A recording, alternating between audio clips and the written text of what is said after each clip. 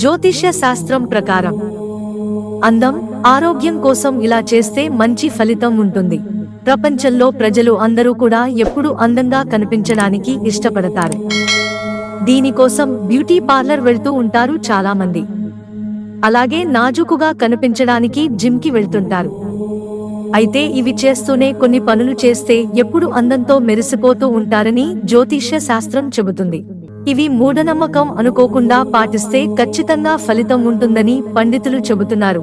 మీ జుట్టును కట్టుకోండి, మీ శక్తిని అదుపులో పెట్టుకోండి.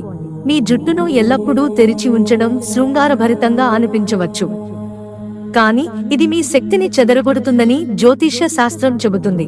ముఖ్యంగా మీ జాతకంలో శుక్రుడు లేదా శని చెదిరిపోతే మీ జుట్టును కట్టుకోవడం వల్ల ఆ శక్తిని అరికట్టడానికి సహాయపడుతుంది. గాలిని రిబ్బన్లో కట్టినట్లుగా అందం ఎల్లప్పుడూ స్వేచ్ఛలో ఉండదు. కొన్నిసార్లు అది నిశ్శబ్ద నియంత్రణలో ఉంటుంది. వెండిని ధరించండి, మృదువుగా ఉండండి. వెండిని చంద్రుడు పాలిస్తాడు. వెండిని మీ చర్మంపై, మీ చెవుల్లో ధరించడం సౌందర్యం గురించి కాదు, ఇది భావోద్వేగ ఘర్షణను తగ్గించడం గురించి. ప్రశాంతమైన ముఖం సంపూర్ణ ఆకృతి కంటే ఎక్కువ ప్రకాశవంతంగా ఉంటుంది. స్నానం నీటిలో పచ్చి పాలు కలపండి. ఇది విలాసం గురించి కాదు, ఇది ఆచారం. పాలు చంద్రుని శక్తిని కలిగి ఉంటాయి. మీ నీటిలో ఒక చెంచా పాలను స్నానం చేయడం ఒక పురాతన శుభ్రపరిచే చర్య.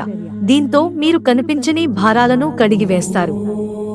సబ్బు చేరుకోలేని చోట మీరు శుభ్రంగా ఉంటారు. సూర్య నమస్కారం చేయండి. సూర్యుడు ప్రాణశక్తిని, దృశ్యమానతను నియంత్రిస్తాడు. మీరు సూర్యుడికి నమస్కరించినప్పుడు మీరు మీ శరీరాన్ని శక్తివంతం చేయడమే కాదు, మీరు దైవికంగా కనిపించడానికి సహాయపడుతుంది. అందుకే పూర్వకాలం నుంచి సూర్య నమస్కారం చేస్తున్నారు. శుక్రవారాల్లో తెల్లని దుస్తులు ధరించండి. తెలుపు రంగు శుక్రుడిని శాంతింపజేస్తుంది. శుక్రుడు అందాన్ని మాత్రమే కాకుండా ప్రపంచం మీ అందానికి ఎలా స్పందించాలో నియంత్రించే గ్రహం.